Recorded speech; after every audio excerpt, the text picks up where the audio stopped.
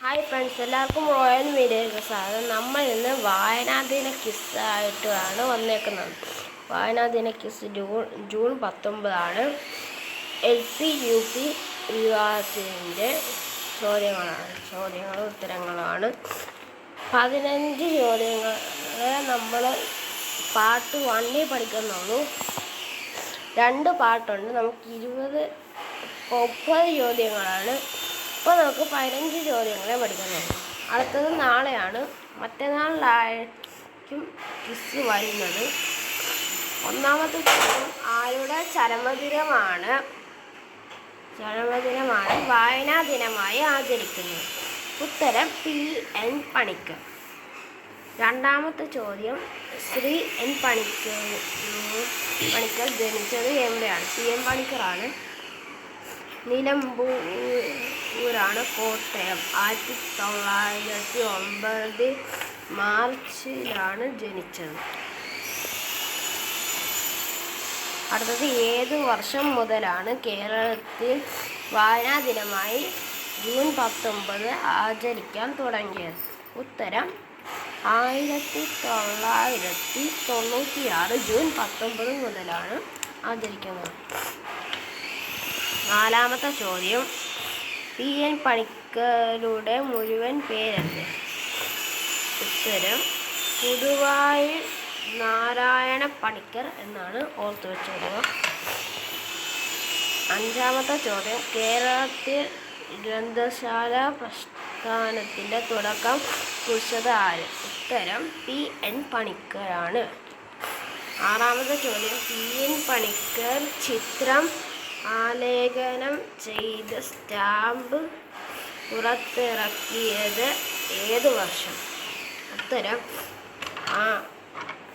2004 June 19 പുറത്തിറക്കിയത്.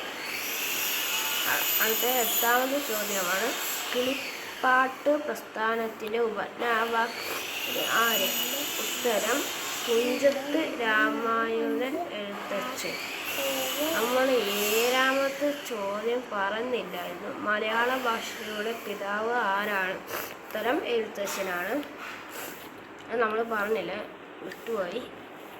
9ാമത്തെ ചോദ്യം, മലയാളത്തിലെ ആധുനിക കവിത്രയങ്ങളിൽ പെട്ടത് ആരല്ല? ഉത്തരം ആശാൻ ഉള്ളൂർ വള്ളത്തോൾ. ഇത് ഷോർട്ട് നെയിമാണ്. Full name Kumaranasan, Ulloor S Parameswaran Iyer, Vallathol Narayana Menon. നിങ്ങളിങ്ങനെ എഴുതിയാൽ മതി, ആശാൻ ഉള്ളൂർ വള്ളത്തോൾ. ആശാൻ എന്ന് പറഞ്ഞാൽ കോമയുണ്ട്, ആശാൻ കഴിഞ്ഞിട്ട് കോമയുണ്ട്.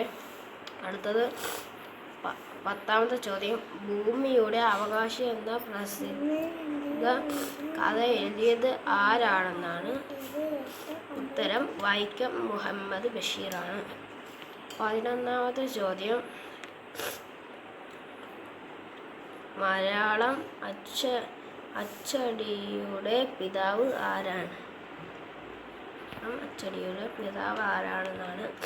ഉത്തരം ബെഞ്ചമിൻ ബെയ്ലി. അത് 12ാമത്തെ ചോദ്യമാണ്,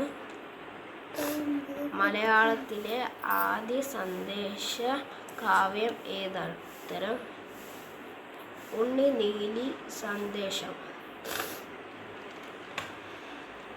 13ാമത്തെ ചോദ്യമാണ് അടുത്ത, മലയാളത്തിലെ ആദ്യത്തെ സാഹിത്യ മാസിക ഏത്? ഉത്തരം വിദ്യാവിനോദിനിയാണ്. 14ാമത്തെ ചോദ്യം, വെളിച്ചം